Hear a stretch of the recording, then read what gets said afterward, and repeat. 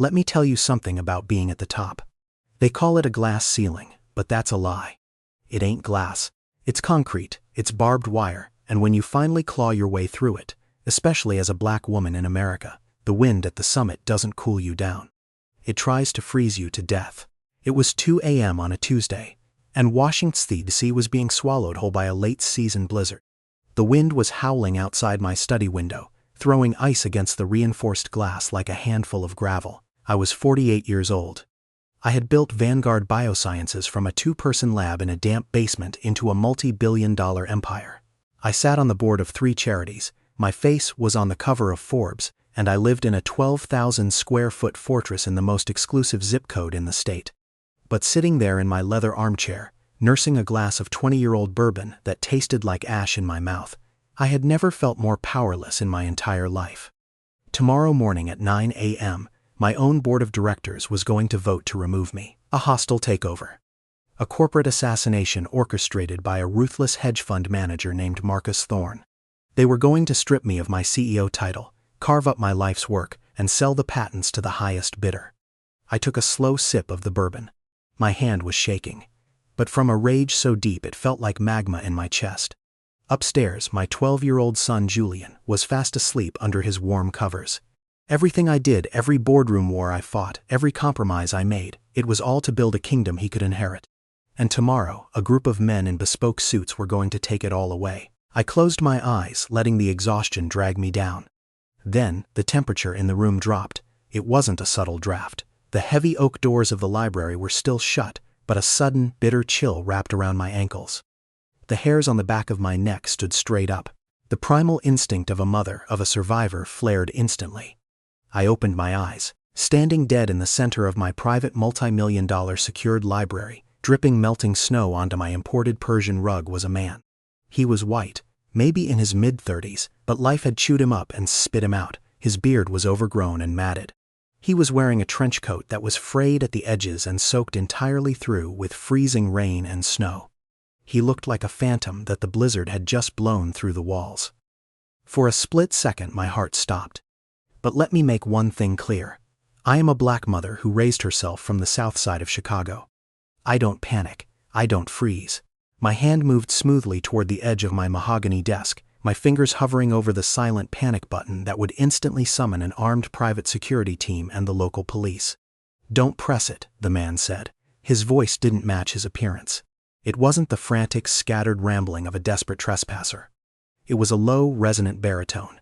It was terrifyingly calm. The voice of a man who was entirely comfortable standing in the dark. I kept my hand hovering over the button. I sat up straight, locking my eyes onto his.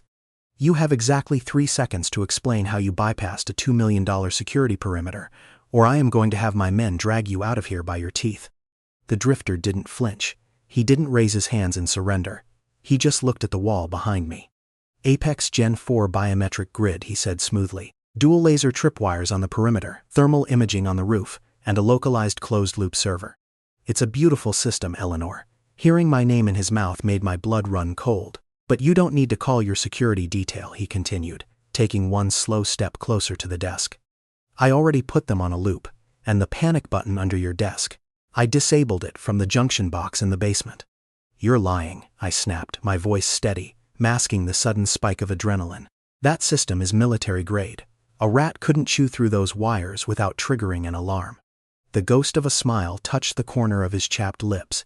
"You're right, you can't hack it from the outside. But you can walk right through the front door if you know the backdoor maintenance protocol."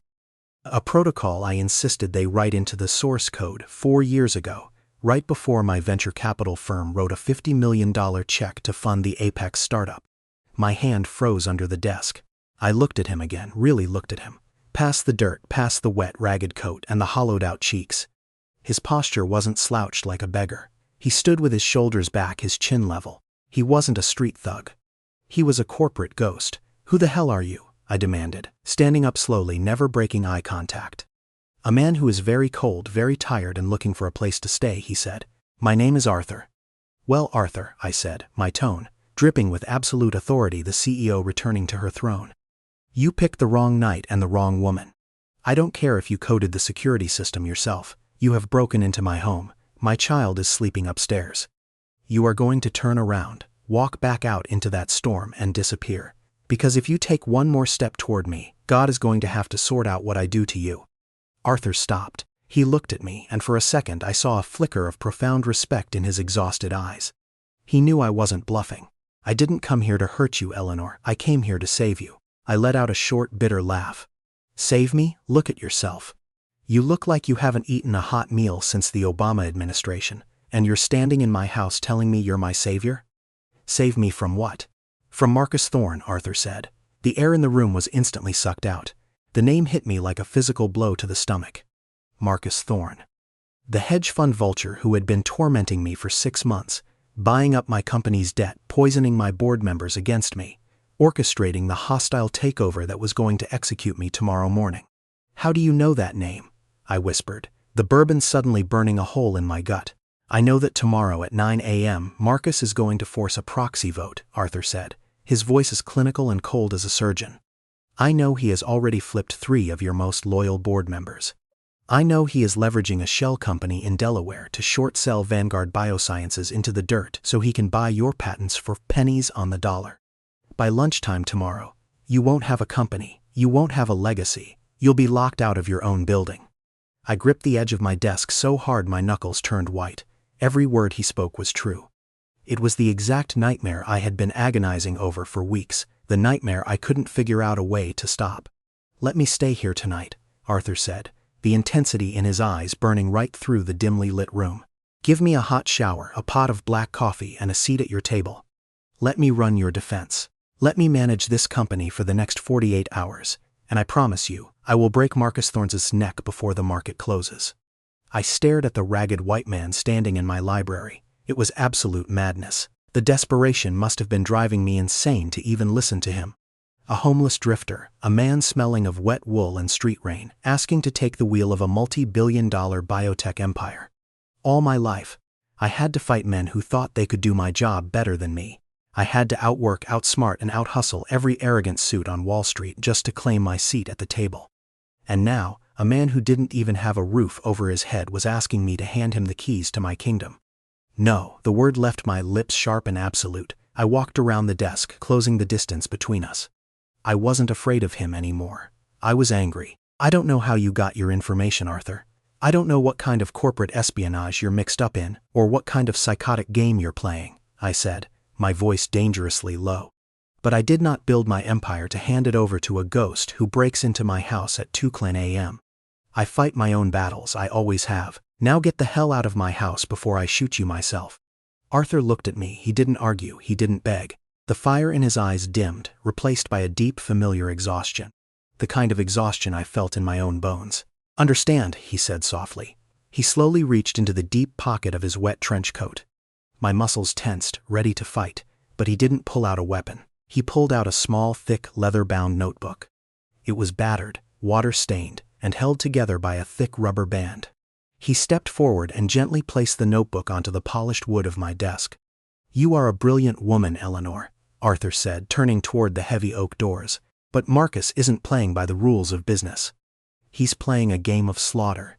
You can't beat him because you don't know how his mind works." He stopped at the threshold, the cold wind from the hallway rushing in to meet him. "Look at the book," he said without turning around. "If you still want me gone, I'll walk out into the snow and you'll never see me again." Then he walked out into the dark hallway, leaving me alone in the library. The silence in the room was deafening.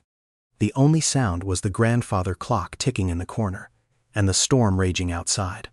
I looked down at the battered leather notebook sitting on my desk. It looked like a piece of trash, entirely out of place in my immaculate, pristine world. I should have thrown it in the fireplace. I should have gone to check on my son. But curiosity is a dangerous, powerful thing, especially when you're desperate. I reached out with trembling fingers, slipped the rubber band off, and flipped the heavy leather cover open. My God. The breath completely left my lungs. It wasn't a diary. It wasn't the ramblings of a madman. The pages were filled with complex microscopic handwriting, architectural financial models, and algorithmic flowcharts. It was a complete structural breakdown of Vanguard Biosciences. Every single vulnerability, every hidden debt structure, every psychological profile of my board members. And there, on the third page, was a detailed spreadsheet of the hostile takeover scheduled for tomorrow morning.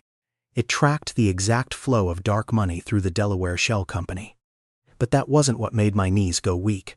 At the bottom of the page, scrawled in bold, aggressive blue ink, were marginal notes approving the leverage strategy. And right next to those notes was a signature. Marcus Thorne. It was his real signature. I had seen it on 100 legal documents. It wasn't forged. This book belonged to the inner sanctum of Marcus's empire. I flipped the page frantically. Execute Vanguard squeeze on Q3 weakness, read a handwritten note. And beneath it, a reply in a different, more elegant handwriting. Arthur's handwriting. Margin is too tight. If she approves the FDA trial extension, the short squeeze fails. We need an inside man. I stumbled back, catching myself on the edge of the desk.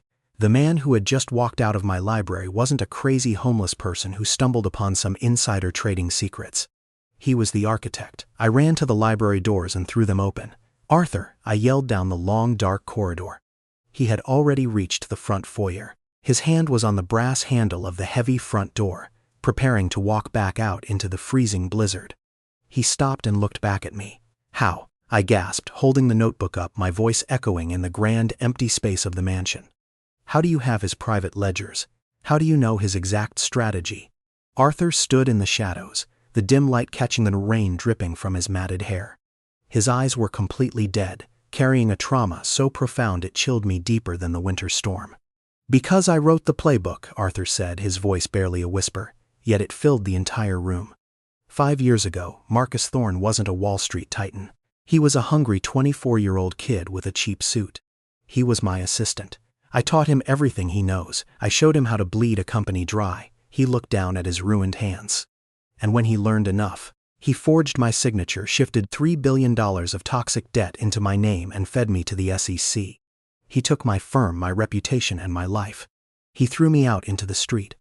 Arthur looked back up at me, the ghost of the apex predator finally showing through his ragged exterior. "I don't just know how he thinks, Eleanor. I created him. Now, are you going to let me inside to help you kill the monster? Or are you going to let him take your son's legacy tomorrow morning?" I stood there, the heavy leather notebook in my hands, listening to the wind scream outside my doors. I didn't call security. I didn't reach for my phone. I looked at the broken man standing in my foyer, and I did the only thing a mother cornered by wolves could do. "Kitchen is down the hall," I said, my voice hard as diamonds. "I'll put on a pot of coffee. You have exactly 7 hours to tell me how we burn Marcus Thorne to the ground." The kitchen in my house is a masterpiece of modern architecture. Acres of white Italian marble, brushed steel appliances, and perfectly calibrated recessed lighting. It was designed to look pristine, untouchable. But sitting across the island at 3 in the morning, bathed in the harsh, clinical glare of the overhead LEDs, the space felt like an interrogation room. I set a mug of black, steaming espresso in front of Arthur. He didn't reach for it immediately. He just stared at the dark liquid, watching the wisps of steam curl into the freezing air that still clung to his damp clothes. Up close, under the bright lights, the toll of his exile was brutally apparent. There were deep, purple hollows under his eyes, and his knuckles were permanently scarred from winter streets. Yet, when he finally looked up from the mug, his gaze possessed the terrifying, razor-sharp clarity of a diamond cutter. I pulled out my encrypted iPad, bypassed the biometric lock, and slammed it onto the marble counter right next to his waterlogged notebook. "I ran your numbers against my secure internal servers," I said, my voice tight, deliberately keeping my distance. "The algorithmic models you drew in that book. The debt ratio projections. They match my private ledgers down to the 3rd decimal point. That data is classified under Level 5 clearance. Not even my junior board members have access to the full scope." Arthur took a slow, deliberate sip of the espresso. He closed his eyes for a fraction of a second, as if the caffeine was restarting a massive dormant engine inside his brain. "I didn't hack your servers, Eleanor," he said quietly, setting the mug down. "I didn't need to. Financial empires are like living organisms. If you know how they breathe, you can calculate exactly how much blood they have left, and exactly where to cut." He reached across the island and pulled the iPad toward him. His dirty, calloused fingers tapped the screen, pulling up the master balance sheet of Vanguard Biosciences. "You are confident because you are looking at your cash flow," Arthur murmured, his eyes scanning the cascading rows of green digits. "And why wouldn't you be? Your domestic revenue is up 14%. Your operating margins are bulletproof. You think you are sitting inside a fortress. He reached into his frayed coat pocket and pulled out a stub of a red grease pencil.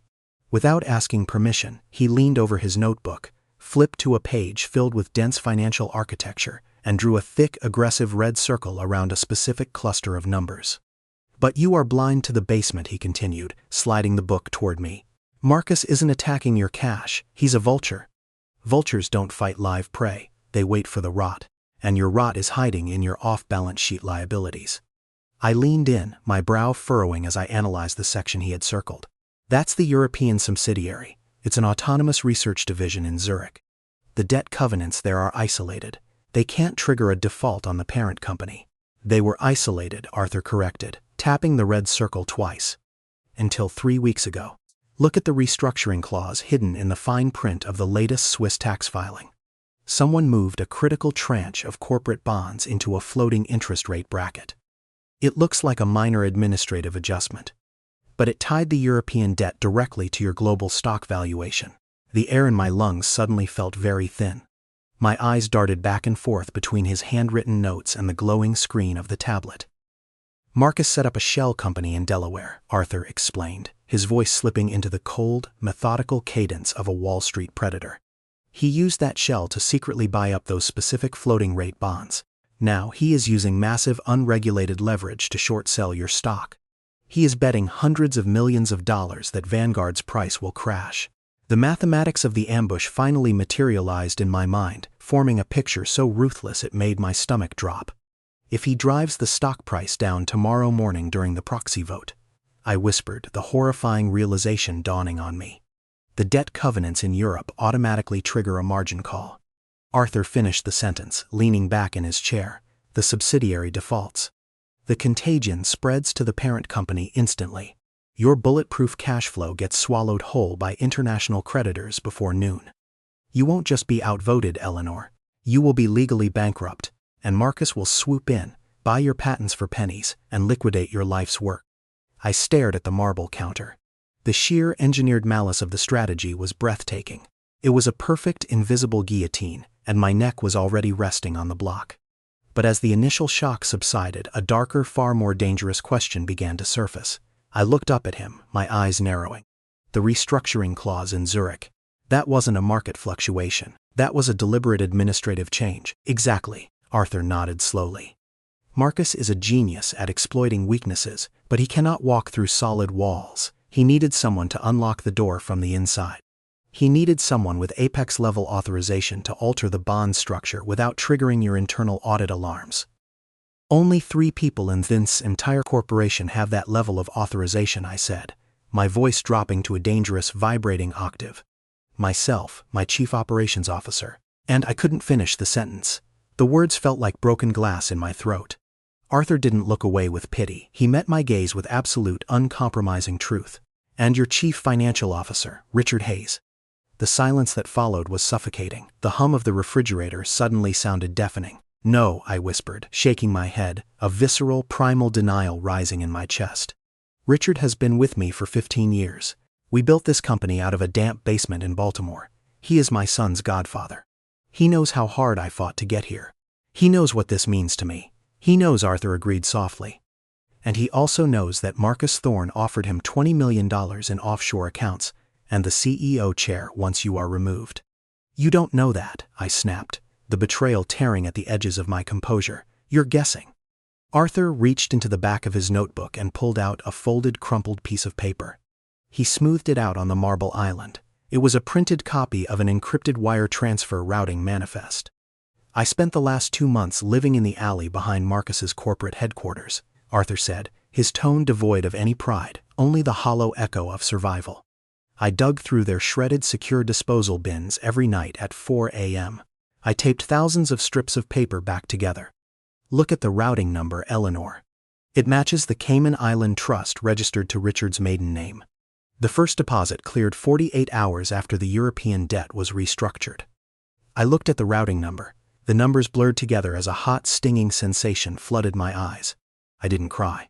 Crying was a luxury I couldn't afford. But something inside my chest, a foundational pillar of trust that had held my world together for over a decade, snapped violently in half. Richard. The man who had celebrated my son's births, who had toasted to my victories, who had stood by my side when we rang the bell at the New York Stock Exchange. He had sold my empire, my legacy, and my child's future for a payout. I turned away from the island, gripping the edge of the marble sink. I stared out the kitchen window into the pitch-black blizzard.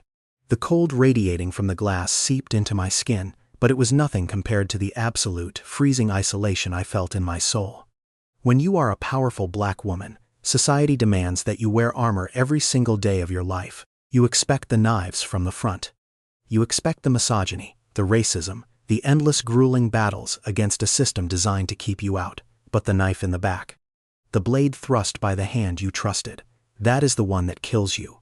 I stood there, fighting the urge to shatter the coffee mug against the wall.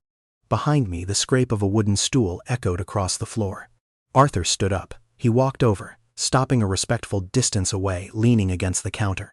The first time you realize you've been sold out, it feels like you're drowning, Arthur murmured, his voice stripped of the clinical Wall Street cadence, leaving only a raw, bleeding humanity. Your brain tries to reject the math. You try to find 100 different reasons why the evidence must be wrong. Because if the math is right, it means you have to mourn someone who is still alive. I turned my head slightly, looking at his profile in the reflection of the window. Is that what Marcus did to you? I asked quietly. Arthur looked down at his scarred, dirty hands. Marcus was brilliant. Brilliant, hungry, and entirely devoid of a moral compass, which made him the perfect protégé. I thought I was mentoring a younger version of myself. I gave him the keys to my firm. I gave him my absolute trust, a muscle feathered in his jaw. The memory was clearly a physical agony. When the subprime market shifted, we took heavy losses, Arthur continued, his voice dropping to a gravelly whisper. I wanted to absorb the hit, restructure, and protect our clients. Marcus didn't. He quietly leveraged our clients' pension funds into toxic high-yield derivatives to cover the spread. When the SEC launched an investigation, he panicked. He needed a scapegoat. He paused, taking a slow, ragged breath. He forged my signature on the authorization forms. He buried the digital trail perfectly. He testified against me under oath. They froze my assets, revoked my licenses, and threatened me with 20 years in federal prison unless I plead guilty to gross negligence. I lost my reputation, my wealth, my wife, everything. Arthur looked up, meeting my eyes in the reflection of the glass. I have spent 5 years sleeping on concrete grates, Eleanor. 5 years watching the man who destroyed my life get richer, more powerful, more untouchable. I know exactly how much that knife hurts, and I know exactly what it takes to pull it out. I turned around to face him. The dynamic in the room had fundamentally shifted. We were no longer a billionaire CEO and a homeless trespasser. We were 2 soldiers standing in the smoking ruins of our own trust. 2 apex predators who had been lured into a trap, bleeding, cornered, and left for dead. Tomorrow at 9 a.m. the board convenes, I said, my voice hardening, the sorrow evaporating, replaced by an icy, absolute resolve. Richard will be sitting to my right. Marcus will walk in with his shareholder proxy demands. If we do nothing, they slaughter me. I walked back to the kitchen island, picked up the red grease pencil, and looked at the complex web of numbers in Arthur's notebook. The auditing phase is over, I declared, my tone vibrating with lethal intent. We know the access point, we know the traitor. Now, how do we build the trap? Arthur's eyes ignited. The ghost was completely gone. The Wall Street titan had fully resurrected. If Marcus thinks you are blind, he will execute the short sell at maximum leverage, Arthur said, stepping up to the island, his finger tracing a sharp, downward line on the notebook. He is betting everything on the assumption that bad news is coming. So, we give him the bad news. We give him a lie so spectacular, so disastrous, that he won't be able to resist taking the bait. We use Richard, I deduced instantly, my mind locking into the strategy. If I feed a fabricated catastrophe directly to my CFO, he will immediately leak it to Marcus. Marcus will double down on his short position, stretching his margin to the absolute breaking point. Exactly, Arthur smiled, a cold, dangerous expression. We let the rat carry the poison back to the nest. We let Marcus borrow billions to bet against you. And once his neck is firmly inside the noose. I kick the chair out from under him. I finished the thought, a dark thrill of pure, unadulterated vengeance coursing through my veins. I looked at the grandfather clock in the hallway. It was 4:15 a.m. I have a secure, encrypted server that Richard monitors daily, I said, my fingers already flying across the screen of the iPad, typing out the architecture of a brilliant, devastating lie. I am going to draft an internal memo stating that our flagship oncology drug just failed its phase 3 clinical trials. It will look like a catastrophic leak. Richard will see it by 6 a.m. I looked up at Arthur, the plan solidifying into weaponized steel. By 8 a.m., Marcus will have leveraged his entire hedge fund to short Vanguard. And at 9 a.m., you are going to walk into that boardroom with me. Arthur looked at his ruined trench coat. I don't think they'll let me pass the lobby looking like this. I walked past him, heading toward the grand staircase. My late husband was exactly your height, I said, not looking back. There is a charcoal gray Armani suit in the guest wing closet, third door on the left. The shower is down the hall. Burn those clothes. Shave that beard. If you are going to be my executioner tomorrow, Arthur, you are going to look the part. The blizzard finally broke just before dawn, leaving the Capitol buried under 2 feet of silent, glittering ice. I stood in front of the floor-to-ceiling mirror in my master suite, fastening the gold cuffs of my white silk blouse. I slipped on a tailored crimson power suit, red. The color of blood, the color of warning, the color of a woman who is about to walk onto a battlefield and leave no survivors. I checked my reflection. There were no dark circles under my eyes. There was no trace of the terrified, cornered mother from 3 hours ago. I had locked her away in a titanium vault inside my mind. What stared back at me was the CEO of Vanguard Biosciences. Cold, untouchable, ready for war. I walked out to the grand staircase, the heels of my stilettos clicking rhythmically against the hardwood floor. When I reached the foyer, I stopped. Standing by the front door was a man I did not recognize. The matted beard was gone, replaced by a sharp, meticulously clean-shaven jawline. The dirt and the grime had been scrubbed away, revealing the piercing, calculating gray eyes of an apex predator. He was wearing my late husband's charcoal gray Armani suit, and it fit him with an uncanny, terrifying perfection. He didn't just wear the clothes, he weaponized them. The ghost of the blizzard had vanished. Standing in my hallway was Wall Street's Grim Reaper. The fit is exact, Arthur said, adjusting the lapels, his voice smooth, stripped of the shivering vulnerability from last night. It was tailored for a man who didn't know how to lose, I replied, grabbing my briefcase from the console table. Let's see if you can carry his weight. My private driver was waiting in the heated garage. The ride to the Vanguard Biosciences headquarters in downtown D.C. was completely silent. We didn't need to speak. The architecture of the trap had already been built in our minds. Now, it was just a matter of execution. We arrived at the Vanguard campus at 6 a.m. The massive glass and steel skyscraper was mostly empty, save for the night shift security and a few early bird executives. I bypassed the main lobby and took my private elevator directly to the executive suite on the 50th floor. I left Arthur in an adjacent, darkened conference room, out of sight, but with a direct line of sight to my office through the smart glass partition. I walked into my office, locked the door, and sat down at my desk. It was time to bake the poison pill. I opened my secure, encrypted terminal. My fingers flew across the keyboard. I didn't need a team of lawyers to draft this. I knew the exact corporate vernacular that would send a shockwave through the market. I created a highly classified internal PDF memo designated for the board of directors. The subject line was a death sentence. Confidential, immediate halt of V72 clinical trials. V72 was our flagship project, a revolutionary targeted therapy for pancreatic cancer. It was the crown jewel of my empire. The sole reason Vanguard's valuation was hovering at $12 billion. The market was expecting FDA approval within the quarter. I began typing the fabricated disaster, detailing massive fatal hepatotoxicity in the Phase 3 control group. I falsified datasets showing complete liver failure in 30% of the test subjects. I wrote that the FDA was preparing to issue a public mandate to pull the drug entirely by the end of the week. If this memo were real, Vanguard stock wouldn't just drop, it would crater to zero. The company would be utterly worthless. I saved the file, embedded a hidden military-grade digital tracking beacon into the document's metadata, and placed it into the restricted executive server. Only 3 people had the biometric keys to access that specific folder: myself, my chief operations officer who was currently on a flight to Tokyo, and Richard Hayes. I leaned back in my leather chair, staring at the digital clock on my desk, 6:45 a.m. Now, the hardest part of the revenge logic. I couldn't force the rat into the trap. I had to wait for him to smell the cheese. At 7:10 a.m. there was a soft, familiar knock at my door. "Come in," I called out, my heart rate steadying into a slow, rhythmic drumbeat of anticipation. The heavy oak door swung open and Richard Hayes walked in. He looked impeccable, as always, A custom navy suit, a perfectly dimpled silk tie, and the faint, expensive scent of Tom Ford cologne. He held 2 cups of artisanal coffee, offering his warm signature smile, the exact same smile he wore when he held my son at his christening 15 years ago. "I thought you might need this," Richard said gently, setting the coffee on my desk. "You're in early, getting ready for the bloodbath at 9? My blood turned to absolute ice. Every instinct in my body, the girl from the South Side, the mother protecting her cub, screamed at me to leap across the mahogany desk and wrap my hands around his throat. I wanted to tear the silk tie off his neck. I wanted to scream at him, to demand how much my life's work was worth in his offshore Cayman account.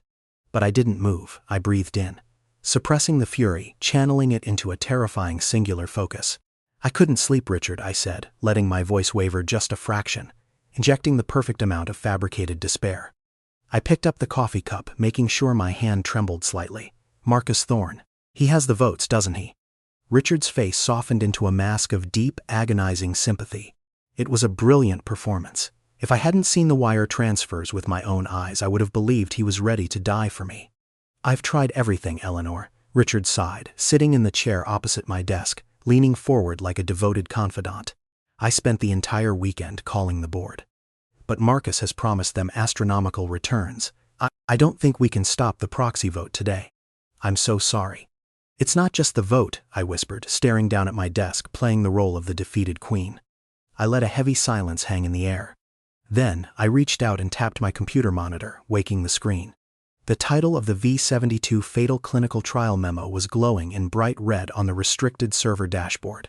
"I received the final lab reports from the Zurich facility at 3 in the morning, I said, my voice cracking perfectly. "Richard, V72 is failing. Liver toxicity is off the charts. The FDA is going to pull our fast-track status.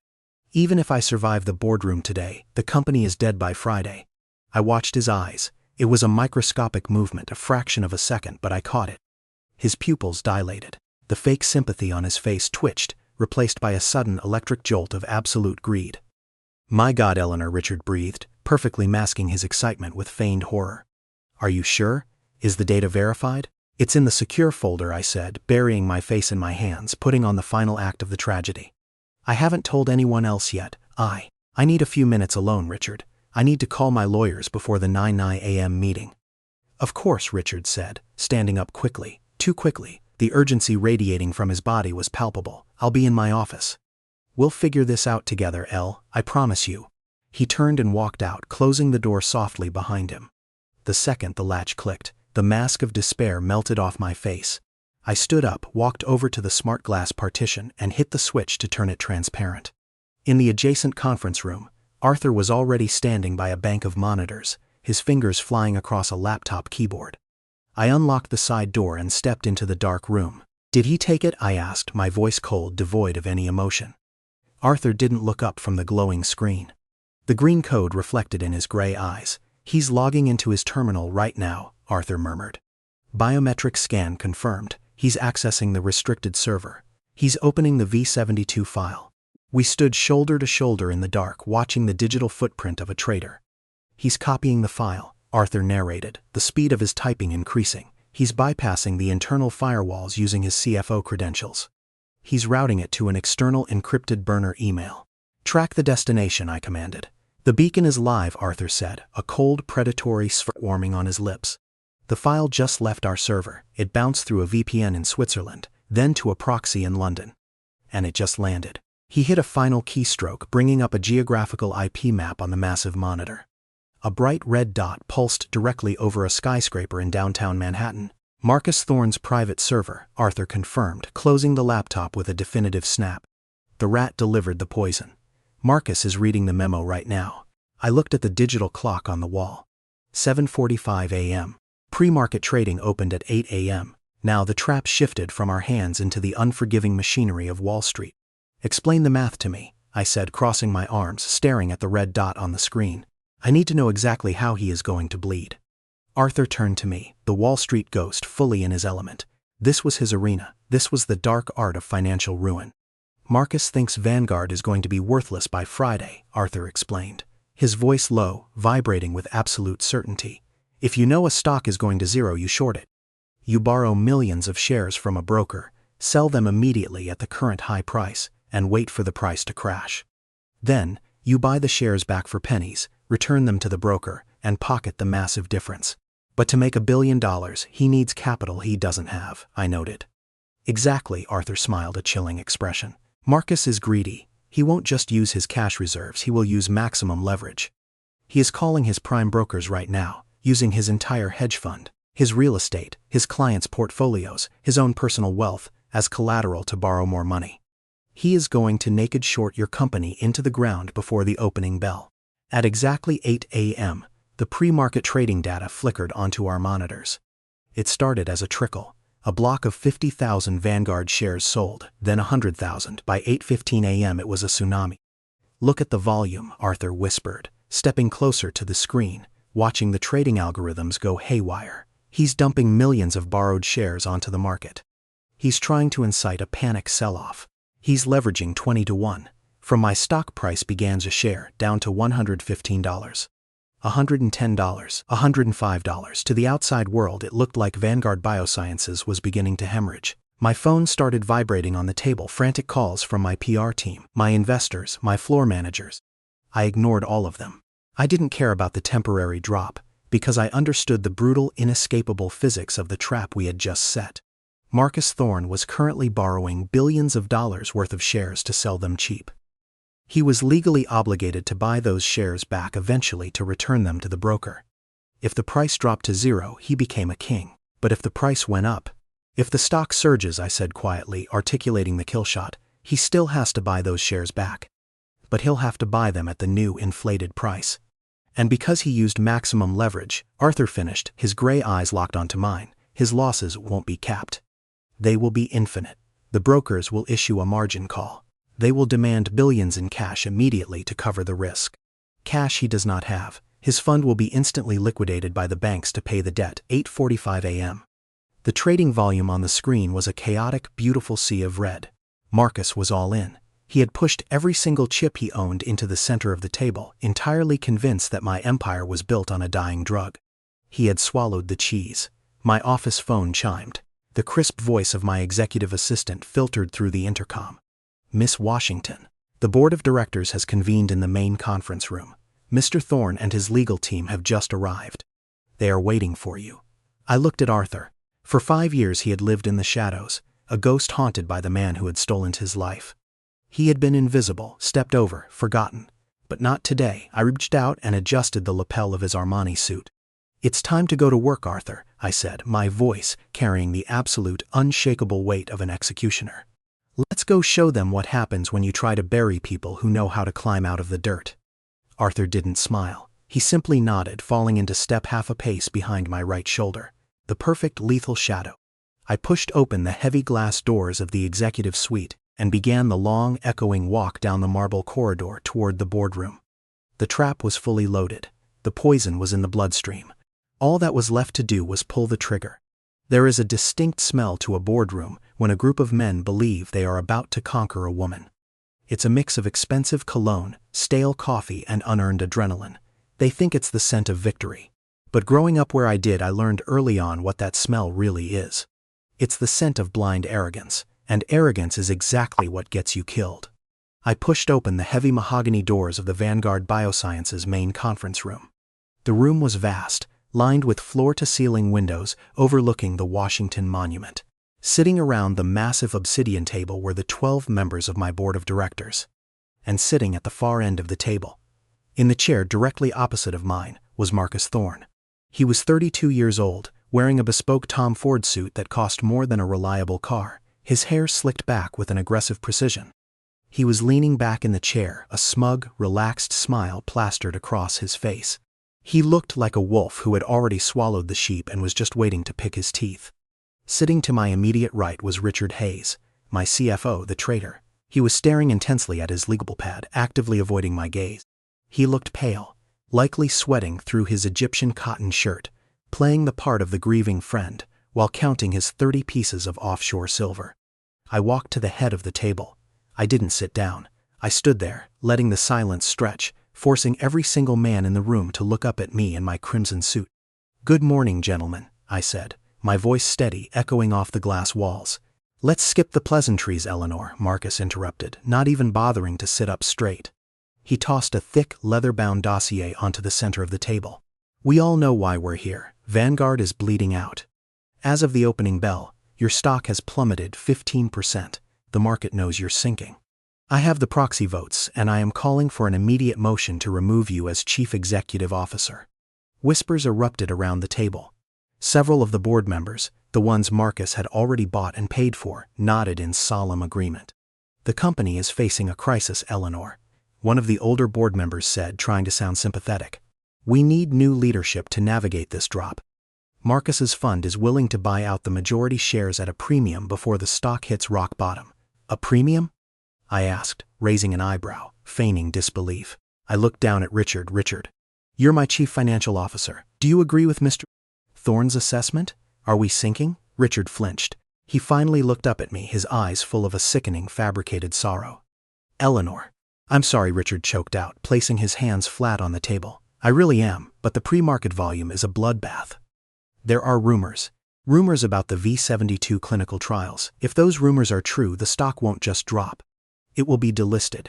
We have a fiduciary duty to the shareholders to accept Marcus's buyout before we lose everything. I stared at the man who had eaten dinner at my kitchen table for 15 years. I didn't scream. I didn't cry. I just gave him a slow, chilling smile. A fiduciary duty, I repeated softly. How noble of you, Richard. I turned my attention back to Marcus.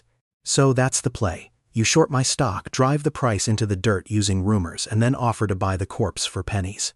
It's a very aggressive strategy, Marcus. Almost suicidal. It requires an incredible amount of leverage to short a $12 billion company. Marcus chuckled, a dry, grating sound. He leaned forward, resting his elbows on the table, steepling his fingers. Leverage is only dangerous if you're wrong, Eleanor, Marcus said, his eyes locking onto mine with absolute venomous certainty. And I am never wrong. I have leveraged my entire fund, every asset, every piece of collateral I own to short your stock this morning. Because I know for a fact that V72 is a failure. By noon, Vanguard will be a penny stock. Now sign the transfer papers and step down with whatever dignity you have left. There it is. He confessed to the leverage. He put his own head in the noose and handed me the rope. You're right about one thing, Marcus, I said, my voice dropping to a low, vibrating octave that completely silenced the room. Leverage is only dangerous if you're wrong. I reached into my pocket and pulled out a small remote. I clicked it once. The heavy oak doors of the boardroom clicked open. But you see, I continued, never taking my eyes off Marcus, I don't make financial decisions without consulting my new senior partner. Every head in the room turned toward the door. Arthur stepped into the boardroom. He didn't swagger, he didn't rush. He walked with the slow, terrifying, and absolute authority of a king returning to reclaim a stolen throne. The charcoal gray Armani suit moved like armor. His jaw was set, his posture flawless, and his piercing gray eyes immediately locked onto the man sitting at the far end of the table.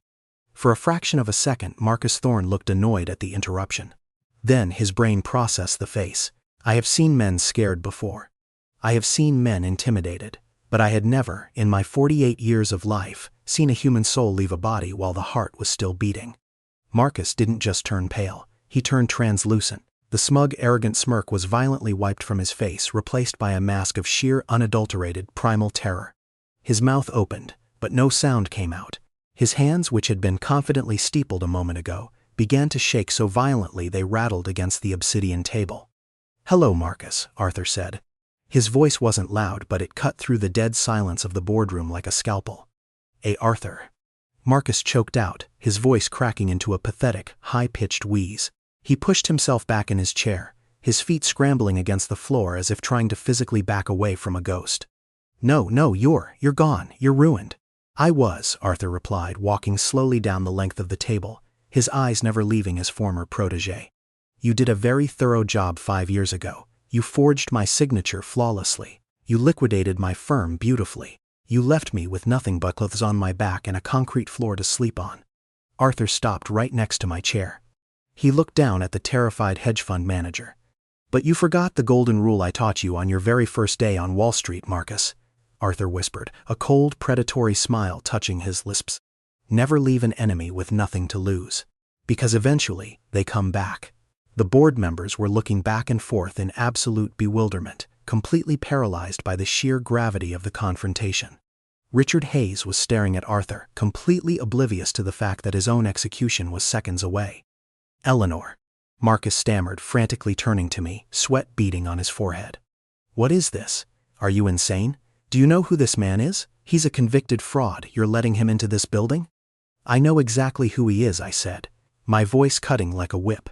I turned toward the massive multimedia screen covering the back wall and clicked the remote a second time. The screen flared to life. It didn't show the fabricated V-72 failure memo. It showed the live, real-time pre-market trading data for Vanguard Biosciences. The line on the graph was currently dipping deep into the red.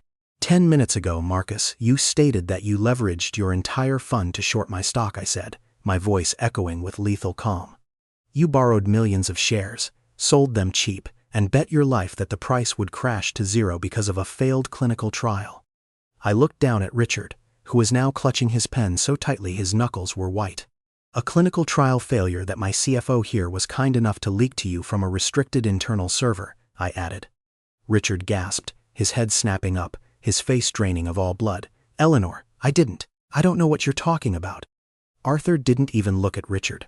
He simply reached into his breast pocket, pulled out a thick stack of printed IP routing logs and offshore bank wire transfers, and casually tossed them onto the table directly in front of the CFO. "Digital tracking beacon in the PDF metadata," Arthur said clinically. "Routed through Switzerland, bounced to London, and downloaded directly onto Marcus Thorne's private server at 7:14 a.m. Accompanied by 3 wire transfers to a Cayman trust in your maiden name, Richard. That's 20 years in federal prison for corporate espionage and insider trading." Richard let out a pathetic, whimpering sound. He slumped back in his chair, covering his face with his hands, entirely broken. But I wasn't finished. Richard was just the appetizer. Marcus was the main course. I clicked the remote a third time. The screen shifted. A highly classified, official document appeared on the projection. It carried the official seal of the United States Food and Drug Administration. Marcus stared at the document. His eyes widened so far I thought they might burst. What is that?" Marcus whispered, his voice trembling uncontrollably. "That, Marcus," I said, savoring every single syllable, "is a fast-track approval mandate from the FDA. Signed and sealed at midnight last night. V-72 didn't fail its clinical trials. It exceeded every single metric. It completely eradicated pancreatic tumors in 92% of our test subjects. It is the greatest medical breakthrough of the decade. No." Marcus breathed, clutching his chest as if he were having a physical heart attack. "No, the memo. Richard sent me the memo. I wrote the memo," I stated, my eyes flashing with absolute triumph. "I baked the poison. Richard delivered it, and you swallowed it whole. If we release this FDA letter to the press..." Arthur stepped in, his voice rising, commanding the room with the terrifying intellect of a Wall Street titan. "Vanguard's stock isn't going to zero. It's going to the moon." Arthur looked at his gold watch, my late husband's watch. "The opening bell rings in exactly 30 seconds, Arthur said. "Eleanor, if you would do the honors." I picked up my phone. I didn't call security. I called my head of public relations. "Publish the FDA approval to all major news outlets. Right now," I ordered. I hung up. We all turned to the massive screen. For 10 seconds, the red line on the graph hovered. Then, the news hit the Bloomberg terminals. The reaction wasn't a spike. It was a violent seismic eruption. The line on the graph violently shot upward, turning from deep red to a blinding neon green. 120, 200, 280, $350 a share. "My God," one of the board members gasped, standing up in sheer disbelief. "It's surging 300%. I didn't look at the screen, I looked at Marcus. Because Marcus had shorted the stock, he was legally obligated to buy those shares back. But now, he had to buy them back at a price 3 times higher than what he sold them for. And then, the sound we had been waiting for finally broke the silence. Ring, ring. It was Marcus's private cell phone, sitting on the table in front of him. He stared at the glowing screen. The caller ID read, "Goldman Sachs Prime Brokerage." "Answer it, Marcus," Arthur whispered softly, a terrifyingly gentle command. Marcus couldn't move. His breathing was shallow, rapid, hyperventilating. He was watching his entire existence evaporate in real time. "Answer it," Arthur commanded, his voice suddenly roaring like thunder, slamming his fist onto the obsidian table. Marcus flinched violently. With a trembling, shaking hand, he reached out and pressed the speakerphone button. "Mr. Thorne," a cold, robotic voice echoed from the phone. "This is the risk management desk." Vanguard's stock has surged beyond your margin threshold. You are currently $3 billion in the red. We are issuing an immediate margin call. You have 15 minutes to wire $3 billion in cash, or we are liquidating your entire fund, seizing your personal assets and freezing your accounts. Marcus let out a sound that I will never forget. It wasn't a cry of anger. It was the pathetic, broken wail of a man falling into an endless abyss. I don't have it, Marcus sobbed, burying his face in his hands, tears streaming down his perfectly manicured cheeks. I don't have $3 billion in cash. I leveraged everything. Then your fund is liquidated. Good day, Mr. Thorne, the voice said, and the line went dead. In less than 3 minutes, the arrogant wolf who had tried to steal my empire had been completely, utterly annihilated. He was penniless. He was in billions of dollars of debt, and Arthur wasn't done. Arthur reached into his other pocket and pulled out a thumb drive. He tossed it onto the table next to the phone. That drive contains 5 years of your fraudulent accounting, Arthur said, looking down at Marcus's weeping form with absolute, chilling apathy. It contains the proof of how you framed me. It contains the evidence of your insider traders this morning. And 10 minutes ago I sent a copy of it directly to the regional director of the SEC and the FBI. Through the thick glass walls of the boardroom, I could see the flashing red and blue lights of federal vehicles pulling up to the front plaza of the Vanguard building. You didn't just lose your money today, Marcus, Arthur said softly. You lost your freedom. You're going to a federal penitentiary. And I am going to make sure they put you in a cell with a concrete floor. The heavy boardroom doors swung open again. 4 armed federal agents in windbreakers walked in, their badges flashing under the fluorescent lights. They didn't even need to ask who to arrest. They walked straight past me, grabbed Richard Hayes by the collar, hauling him out of his chair, and then clamped heavy steel handcuffs onto Marcus Thorne's wrists. Marcus didn't fight. He didn't scream. He was completely catatonic as they dragged him out of the room, his $5,000 shoes dragging limply across the carpet. The doors closed behind them. The boardroom was dead silent. The remaining board members, the men who had been ready to betray me 10 minutes ago, were sitting frozen in their chairs, staring at me with absolute, unadulterated awe and terror. I smoothed the lapels of my crimson suit. I walked over to my chair at the head of the table and sat down. Arthur stood silently behind my right shoulder, his arms crossed, the perfect, lethal guardian of my empire. I looked at the men around the table. Now, I said, my voice ringing out, clear, authoritative, and completely victorious. Does anyone else have a motion they would like to bring to the floor? Nobody moved. Nobody breathed. My empire was safe. My son's legacy was secure. And the ghost of Wall Street had just reminded the world exactly why you never, ever underestimate a mother with her back against the wall. The loudest sound in the world isn't an explosion. It isn't the chaotic ringing of the opening bell on the New York Stock Exchange, and it isn't the sirens of federal agents swarming your lobby. The loudest sound in the world is the silence that follows. By 4 p.m., the market closed. Vanguard Biosciences didn't just survive the day. We fundamentally rewrote the history of the pharmaceutical sector. Our stock closed at $412 a share. In the span of 7 hours, my company's valuation had tripled. We were no longer just a successful biotech firm. We were an untouchable behemoth. Marcus Thorne's hedge fund was completely liquidated by 1:30 p.m. The banks seized his penthouses, his offshore accounts, and his firm's assets to cover the catastrophic losses of his margin call. He was currently sitting in a windowless interrogation room at the FBI field office in Manhattan, entirely stripped of his tailored armor. Richard Hayes, my former friend and CFO, had already started cooperating with the feds in a desperate, pathetic attempt to secure a plea deal. The wolves had been slaughtered. The woods were finally safe. When my private town car pulled up to the gates of my Washington, D.C. mansion that evening, the blizzard had passed. The heavy clouds had broken, leaving the sky painted in deep hues of bruised purple and gold as the sun set over the Capitol. The snow was already beginning to melt. I walked through the front doors, handing my coat to the housekeeper. I didn't go to my study to pour a drink. I didn't check my email. I walked straight up the grand staircase to the second floor and gently pushed open the door to my son's bedroom. Julian was sitting at his desk, wearing his oversized headphones, furiously typing an essay for his 7th grade history class.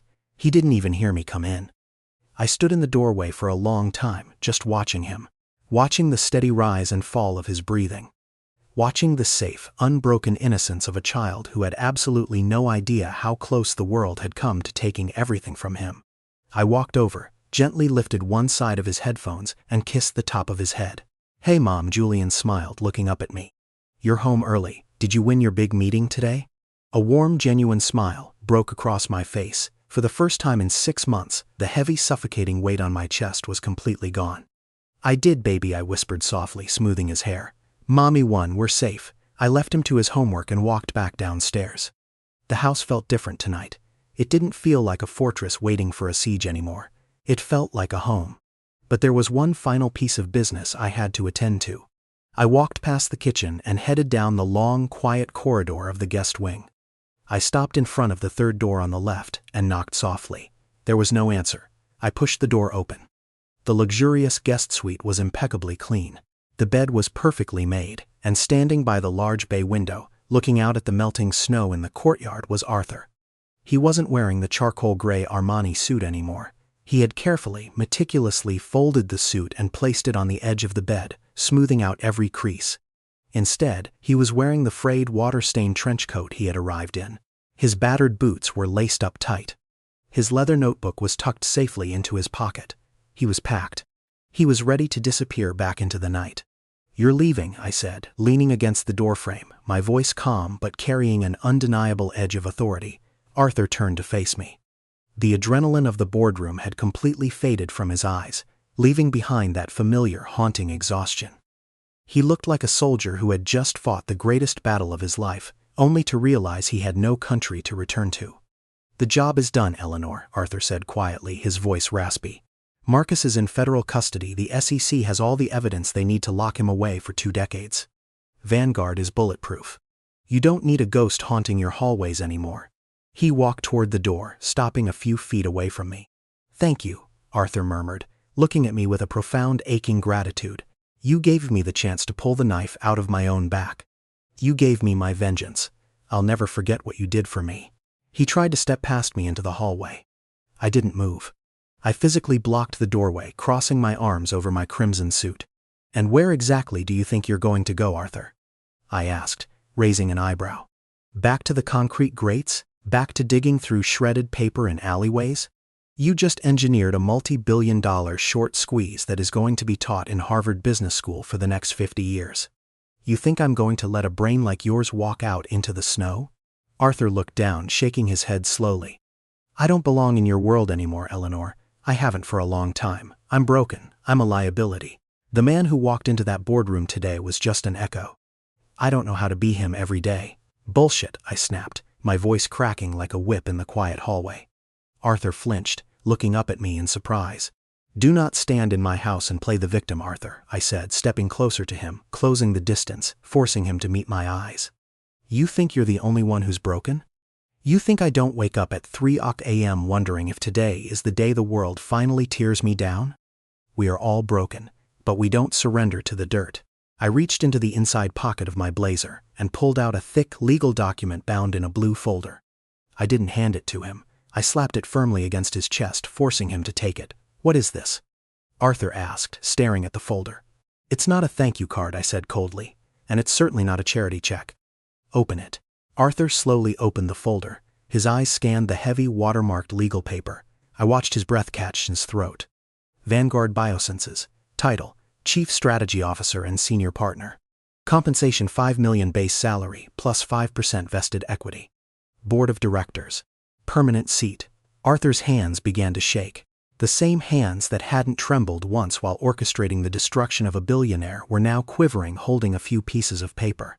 "Eleanor." Arthur choked out, his voice completely shattering. I can't. I don't have a license anymore.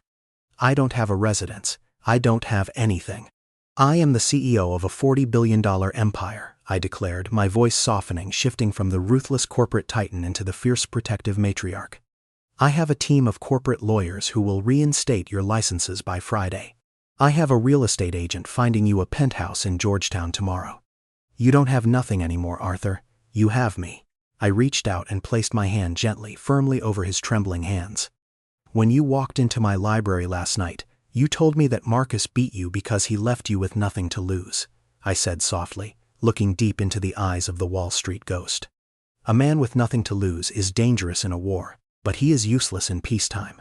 Arthur stared at me, a single tear breaking free and cutting a clean line down his cheek. You spent 5 years drifting because you had nowhere to stop, I told him, echoing a wisdom that goes far beyond money, far beyond stock prices and boardrooms. Having somewhere to stop. Having a place that needs you, a place you are responsible for. That changes a person. It brings you back to the land of the living. I nodded toward the folded Armani suit on the bed. My company needs its chief strategy officer, I said, and my son needs to see what a man looks like when he refuses to stay down. So, are you going to walk out that door and be a ghost, or are you going to put that suit back on and help me run this empire? The silence in the guest suite was no longer the heavy, suffocating silence of exile. It was the pregnant, beautiful silence of a rebirth. Arthur looked at the contract. He looked at the suit on the bed, and finally he looked at me. The haunted look in his eyes, the shadow that had followed him for 5 agonizing years, finally broke apart, washing away completely. He didn't say a word. He didn't need to. He simply reached into the pocket of his trench coat, pulled out a cheap plastic pen, and flipped to the last page of the contract. Right there, standing in the hallway of my home, Arthur signed his name. He handed the blue folder back to me. He let out a long, shuddering breath, as if exhaling half a decade of winter. He stood up a little straighter, his shoulders rolling back, the true weight of the man returning to his bones. "What time do we start tomorrow, boss?" Arthur asked, a weak but entirely genuine smile finally touching his face. "Market opens at 9:30 a.m. I smiled back, taking the folder. "Don't be late." I turned and walked down the hallway, leaving Arthur to unpack his life. As I walked into my study and poured myself a fresh glass of bourbon, not to soothe my rage this time, but to toast my victory, I looked out the window at the city lights glittering against the melting snow. They say Wall Street is a jungle. They say it's a place where only the most ruthless, cold-blooded predators survive. And maybe they're right. But sometimes, when the storm is howling and the wolves are at your door, the best thing you can do isn't to fight them alone. Sometimes, the best thing you can do is open your door to a ghost in the rain and give him a reason to haunt your enemies instead. I took a sip of the bourbon. It tasted sweet.